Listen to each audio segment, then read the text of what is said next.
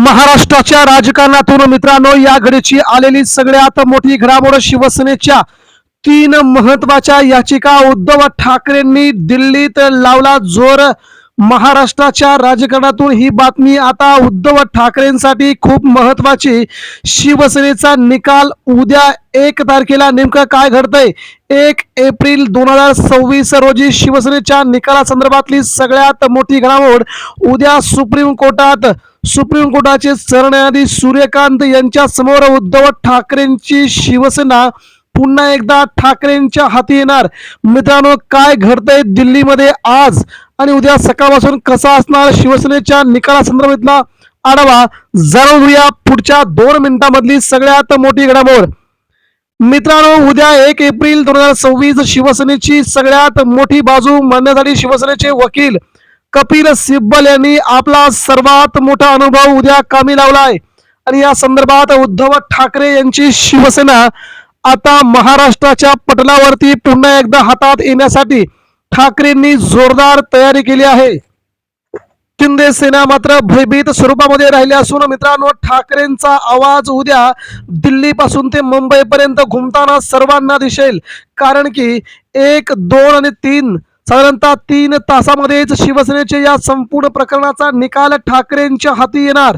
पहिली याचिका मित्रांनो शिवसेना शिंदेगडाचे 40च्या 40 आमदार अपात्र करणे या संदर्भातील उद्धव ठाकरेंची शिवसेना फोडल्याच्या नंतर सगळे 40च्या 40 आमदार शिवसेना सोडून एका वेळी गेले नसल्याने पक्षांतर्गत बंदी कायद्यान्वये कपिल सिब्बल यांनी 40च्या 40 आमदारांना नोटीस बजावली होती। त्यापैकी पहिले 16 आमदार ज्यामध्ये शिंदे आहेत ते देखील अपात्र होऊन बाकीचे उरलेले सगळे आमदार अपात्र। या संदर्भात उद्धव ठाकरेंनी शिंदे सेनेला घेरण्यास सुरुवात केली होती।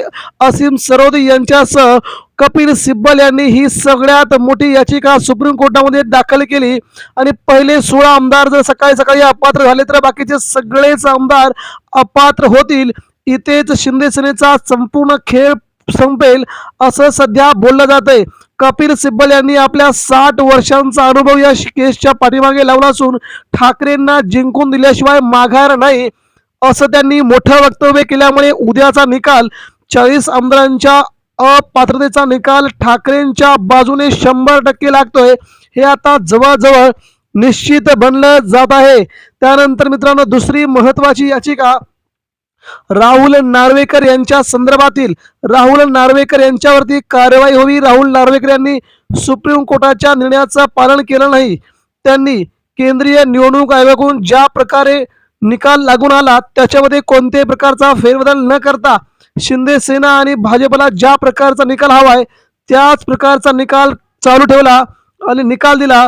त्यांना तशा प्रकारचे निर्णय देण्याची क्षमता नसताना देखील उद्धव ठाकरेंच्या बाजूने निकाल न देता पक्ष आणि शिवसेना धनुष्यबाण चिन्ह शिंदेच्या हाती देणं, पक्ष आणि चिन्ह शिंदेच्या ताब्यात देणं राहुल नार्वेकरांना उद्या महागात पडण्याची शक्यता आहे। ज्या प्रकारे एखाद्या पक्षाची घटना असते आमदारांच्या संख्येवरती एखादा पक्ष आणि चिन्ह दुसऱ्यांच्या ताब्यात देणं कितपत योग्य आहे असा सनसनीत टोला सनसनीत सवाल सुप्रीम कोर्टाने गेल्या सुनावणीमध्ये राहुल नार्वेकरांच्या वकिलांना ओढला होता आणि त्याच्या निकालाची संपूर्ण प्रक्रिया आता उद्या सकाळपासून सुरू होते। यामुळे राहुल नार्वेकर यांना देखील सगळ्यात मोठा फटका उद्या सकाळी बसतोय। यामुळे केंद्रीय निवडणूक आयोगाचा ज्या प्रकारचा निकाल होता त्याच्यामध्ये फेरबदल करणं खूप गरजेचं होतं, परंतु राहुल नार्वेकर यांनी याच्या संदर्भात कोणतीही माहिती दिली नसल्याने त्यांच्यावरती कारवाई आता उद्या अटळ असणार आहे। त्यामुळे हे 2 निकाल उद्धव ठाकरेंच्या बाजूने फिरल्याच्या नंतर तिसऱ्या निकालाची सर्वात मोठी बाब म्हणजे शिवसेना पक्ष आणि चिन्ह। ठाकरेंच्या वडिलांनी शिवसेना प्रमुखांनी निर्माण केलेली शिवसेना आणि शिवसेना प्रमुखांनी तयार केलेला धनुष्यबाण हे दोन्ही माझंच आहे ठाकरेंचं नाही असे म्हणणारे एकनाथ शिंदे यांनी दोन्ही पक्षांचे चिन्ह स्वतःकडे घेतलं। त्यावेळी केंद्रीय निवडणूक आयोगाने हा निकाल दिला आणि त्यांच्या निकालावरती उद्धव ठाकरेंनी आता ही याचिका सुप्रीम कोर्टामध्ये केंद्रीय निवडणूक आयोगाच्या विरोधात टाकलेली आहे। त्या संदर्भात देखील निकाल पेंडिंग आहे। एखाद्या पक्षांच्या आमदारांच्या संख्येवरती एखादा पक्षाचं चिन्ह जर दुसऱ्यांकडे जात असेल तर देशातील सगळेच स्थानिक पक्ष प्रादेशिक पक्ष धोक्यामध्ये येतील, असा कोणताही नेता, कोणताही आमदारांना बाजूला घेऊन आपले आपले पक्ष ताब्यात घेऊ शकतो. त्यामुळे आगामी काळामध्ये अशा प्रकारच्या घटना घडू नयेत यासाठी कारवाई करून या निकालावरती योग्य तो निकाल द्यावा, अशी मागणी उद्धव ठाकरेंनी दिली असून पक्षाची काही लिखित घटना असते या संदर्भात निकाल लावून उद्धव ठाकरेंनी आता मात्र पक्ष आणि चिन्ह पुन्हा आपल्या ताब्यात मिळावा यासाठी सुप्रीम कोर्टात जोरदार फिल्डिंग लावली होती.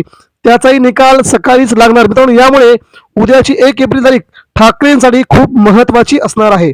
धन्यवाद.